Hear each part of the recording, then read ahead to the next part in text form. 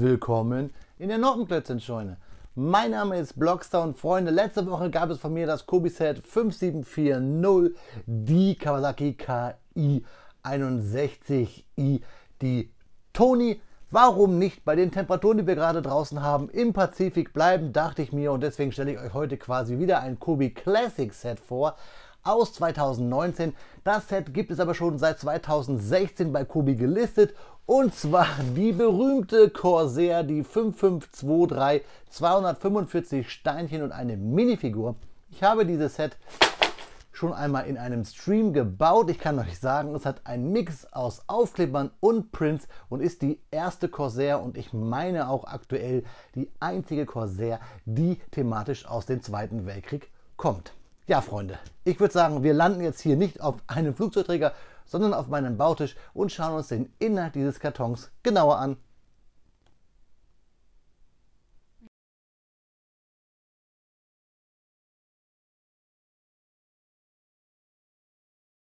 Ja, Freunde, da haben wir die Wort F4U Corsair auf dem Bautisch liegen von Kobi, die Set Nummer 5523, 245 Steinchen und eine Minifigur sowie ein paar Aufkleber, habe ich euch gerade schon gesagt, aus der Historical Collection World War II. Wir haben hier einen Flugzeugträger und hier ein paar japanische Flugzeuge. Es gab ja schon mal eine KI61i hierhin von Kobi. Erkennt man hier am gelben, das wird diese sein.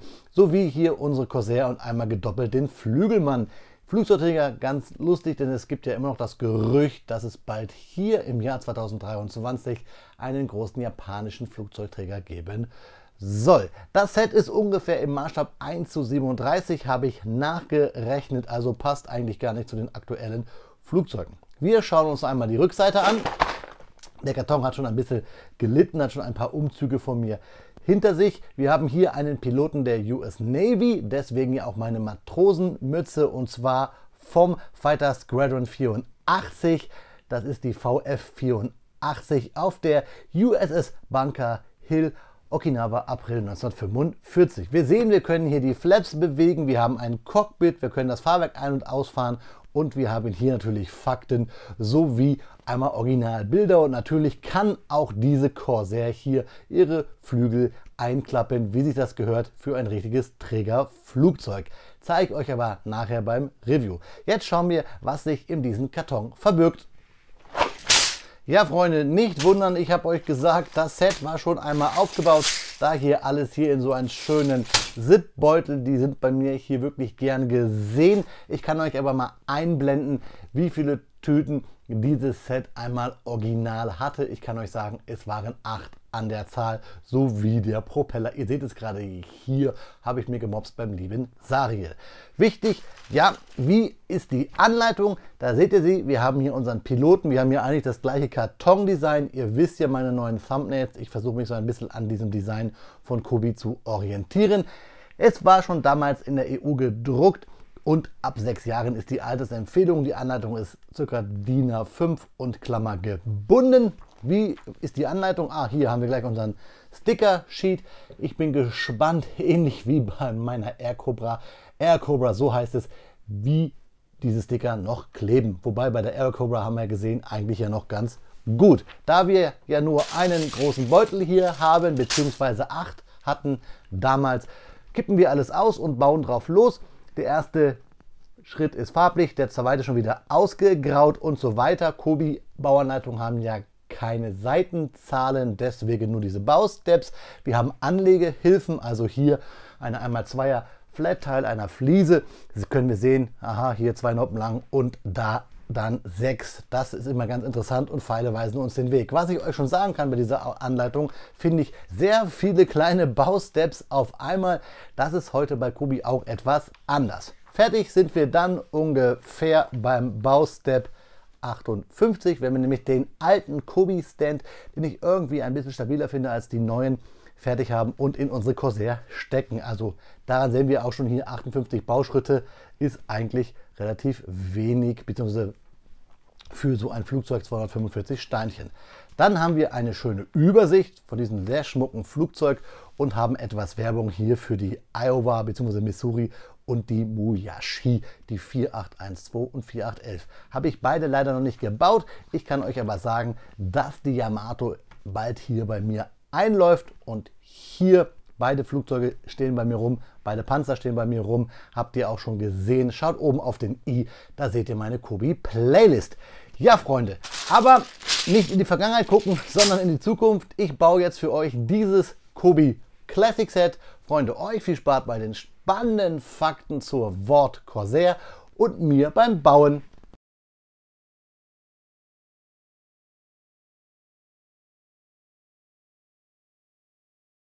Speedbildzeit ist Faktenzeit und natürlich sprechen wir heute über die Vought F4U Corsair. Und ja, man spricht es Vought aus. Die Vought F4U Corsair ist zweifellos eines der ikonischsten Flugzeuge des Zweiten Weltkriegs. Mit ihrem markanten Design und beeindruckenden Leistungsmerkmalen war die Corsair eine wahre Kriegsmaschine, die im Pazifikschauplatz eine entscheidende Rolle im Luftkampf spielte. Die Entwicklung der F4U Corsair begann im Jahr 1938 als Antwort auf die Anforderungen der US Navy nach einem Hochleistungsjagdflugzeug. Vought Aircraft Industries wurde beauftragt, ein Flugzeug zu entwerfen, das mit den besten japanischen Jägern seiner Zeit konkurrieren konnte. Das markanteste Merkmal der Corsair war zweifellos ihre einzigartige Flügelform, die sogenannte Gullwing-Konfiguration, bei der die Flügel in der Mitte stark abgesenkt waren, bot mehr Platz für den größeren Propeller und verbesserte die Sicht nach vorne.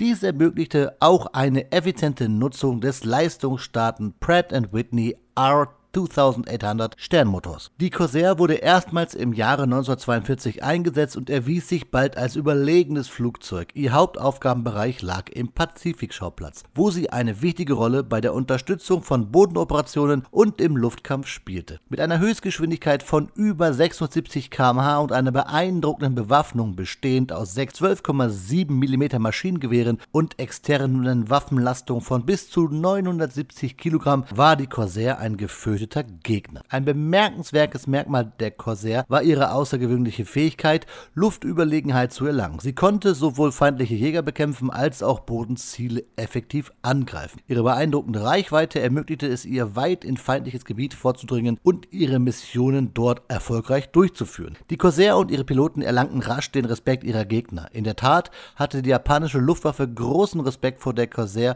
und nannte sie respektvoll Whistling Death, was auf Deutsch pfeifender Tod bedeutet, aufgrund des Geräusches, das ihr Motor beim Überfliegen macht. Von der Vought F4U Corsair wurde insgesamt 12.571 Exemplare produziert. Dies machte sie zu einem der meistgebauten Kampfflugzeuge des Zweiten Weltkriegs. Die Corsair wurde nicht nur von den Vereinigten Staaten eingesetzt, sondern auch von anderen Ländern übernommen.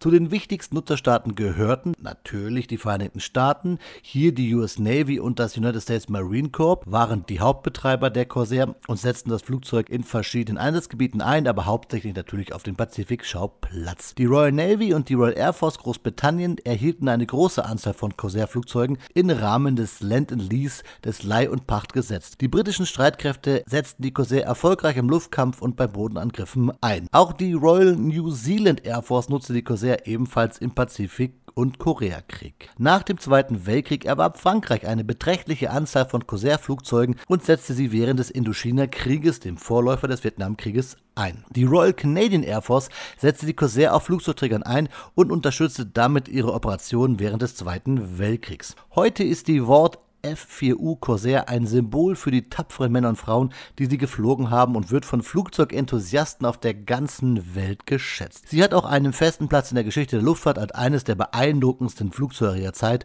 nicht nur aufgrund der von mir vorhin schon erwähnten Möwenflügel. Die Vought F4U Corsair wird immer als ein Meisterwerk des Flugzeugdesigns angesehen und wird aufgrund ihrer beeindruckenden Leistungen und ihres markanten Erscheinungsbildes niemals in Vergessenheit geraten.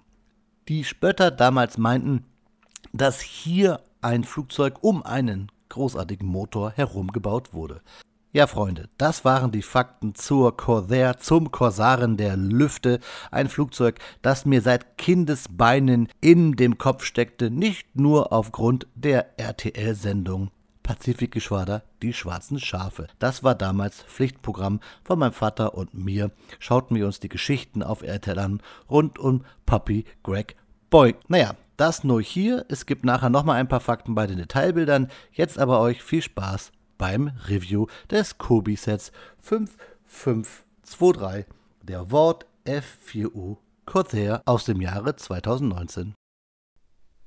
Nach 45 Minuten steht sie da, unsere Ward F4U Corsair aus dem Jahre 1919. Ich habe ja gesagt, 2016 gab es die erste Corsair von Kobi, dann Verbesserungen, da gehört diese dazu. Und ich habe fälschlicherweise gesagt, es ist die einzige aus dem Zweiten Weltkrieg. Das stimmt nicht, denn wir haben auch noch das Kobi-Set 5714, auch eine Corsair. Ihr kennt sie bestimmt an der gelben Motorhaube. Das ist lustigerweise auch ein Flugzeug vom VF-84 von der USS Bunker Hill, genau wie dieses hier, die weiße 167. Also haben wir zwei Corsairs gehabt aus dem Zweiten Weltkrieg und natürlich noch die zwei aus dem Koreakrieg, die 2 für 1,5, nämlich die AU1 und einmal die 2 für 1,6, die F4U-4. Werde ich euch sicherlich auch noch vorstellen, denn ich mag einfach dieses Flugzeug. 45 Minuten habe ich gebraucht, habe ein wenig mehr Zeit verwendet noch auf die Kleber. Hier habe ich mich fokussiert mit ein bisschen Alkohol, damit sie besser halten, zeige ich euch gleich. Fangen wir an mit den Steinchen, die über sind. Ich habe das damals alles behalten, habe ich alles reingepackt, mache ich eigentlich in der Regel immer so. Wir haben quasi noch hier vorne eine Aufnahme für den Propeller und ein paar C-Claims, die bei Kobi ja schon immer standardmäßig, Gott sei Dank, irgendwie gefühlt dabei gelegt werden, weil sie leicht brechen können beim Fahrwerk. Ich habe sogar noch die Tüten, die 8, die es gab, sogar mehr im Karton drinnen gehabt. Das packe ich ab und zu mal noch mit rein bei den älteren Sets. Die meisten mittlerweile aber habe ich gebaut, gehen ins Regal und dann werden die Kartons gefaltet, um Platz zu machen. Anleitungen werden dann abgeheftet. Bei der Anleitung gibt es nichts zu meckern. Ich habe euch bloß gesagt, halt, dass ich hier finde, dass wir ziemlich viele Bauschritte haben. Und ich habe fälschlicherweise natürlich gesagt, dass der erste Bauschritt ist farblich und dann ist der erste Bauschritt nicht mehr farblich, der zweite dafür und so weiter. Das berühmte Ausgrauen. Kobi-Kenner wissen, was ich meine. Und hier ist der Sticker-Sheet, der ist leer, geht an die Seite. Ja, kommen wir vielleicht zur Figur. Da ist mir aufgefallen, hier kann man sehen, bis hier so ein bisschen Farbe abgeplatzt ist. Weiß nicht, ob das immer schon so war, finde ich ein bisschen komisch. Hier haben wir unseren Piloten, in rechts nochmal in groß, mit dieser typischen amerikanischen Fliegerweste, diese Schwimmweste, diese gelbe, schön das Gurtzeug, er guckt ein bisschen grimmig, der Helm wirkt fast zu groß und dann dieses typische Navy Beige. Ja, Figur seht ihr rechts noch einmal in groß. Fokussieren wir uns aber mal wieder hier im wahrsten Sinne des Wortes auf unsere Corsair. Ich habe euch ja gesagt, wir haben hier diesen alten Fliegerstand von Kobi.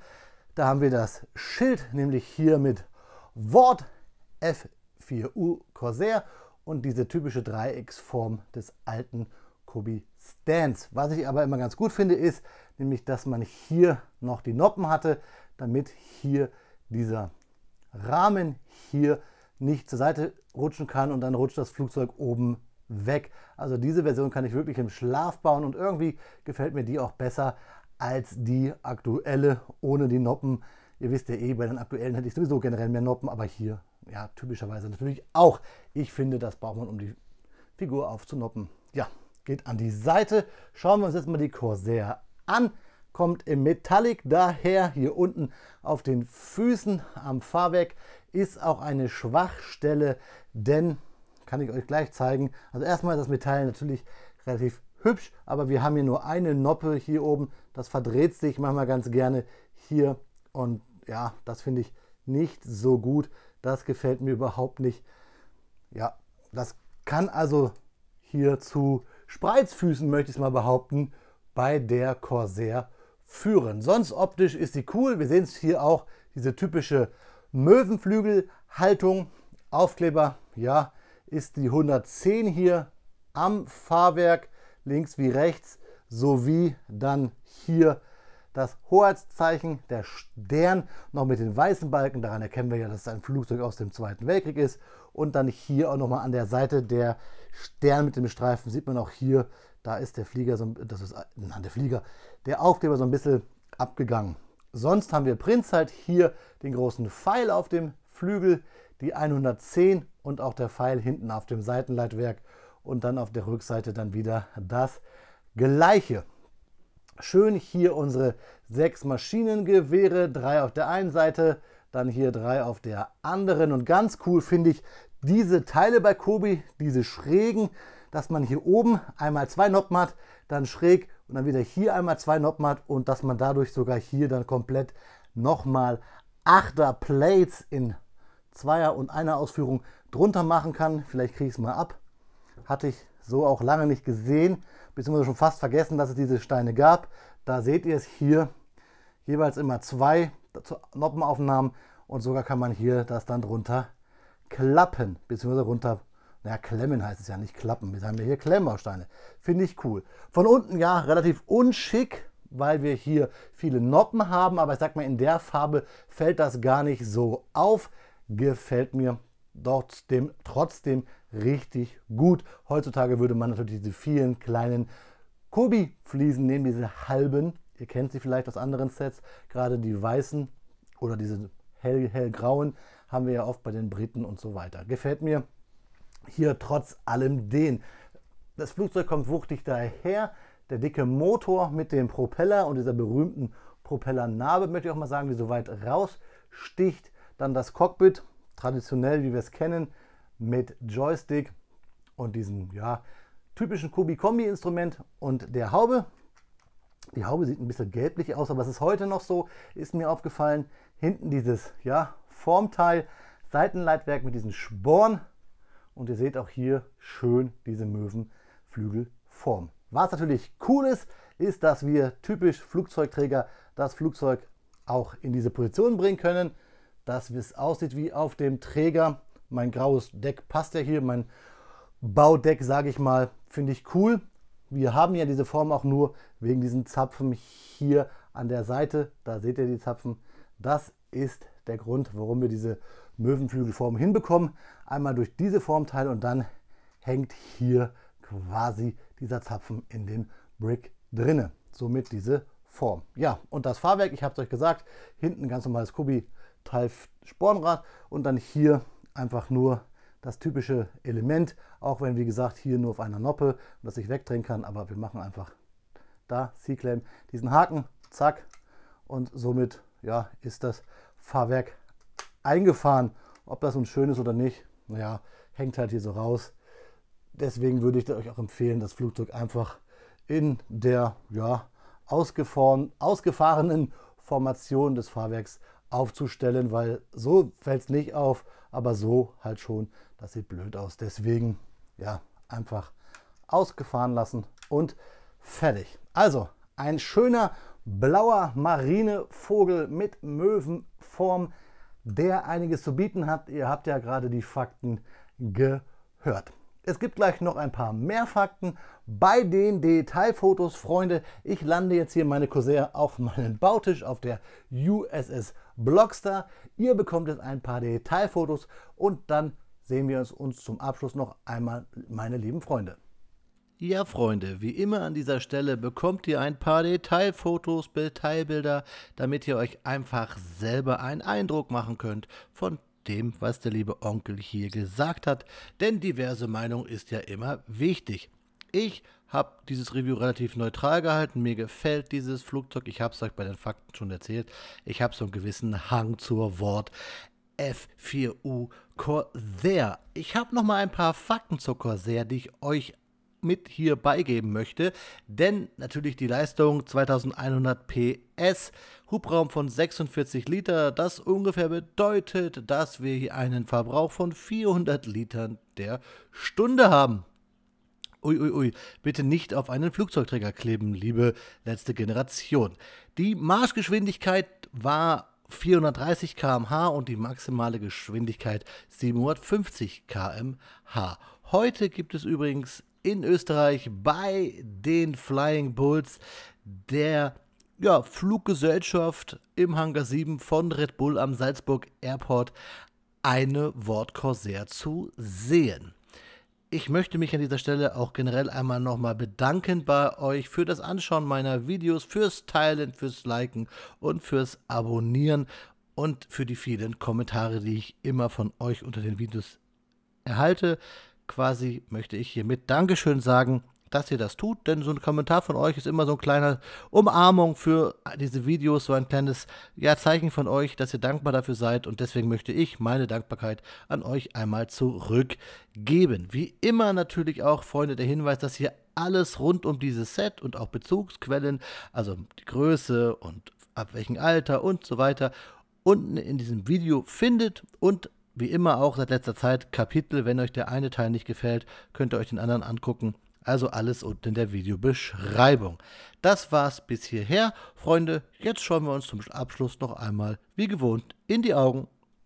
Ja, Freunde, da ist es Zeit, vom Board zu gehen. Das Video zu 5523 unserer Corsair, der ersten aus dem Hause Kobi, ist zu Ende. Ich finde ja wirklich ein Traum in Blau, wenn man das so sagen darf. Aber wir bleiben maritim. Ihr habt es schon gesehen, ich habe hier die 5533, die hellen, die Nakajima KI 41 hier schon liegen. Und die Zeros sind auch noch da hinten in meinem Hangar hinter euch quasi. Freut euch auf weitere Videos hier zum Thema Kobi, auch ältere Sets zum Thema Pazifik, denn ich finde gerade das Wetter passt ganz gut und ich würde auch lieber jetzt in so ein schönes Becken am Strand des Pazifischen Ozeans hüpfen. Ich glaube, euch geht es da genauso.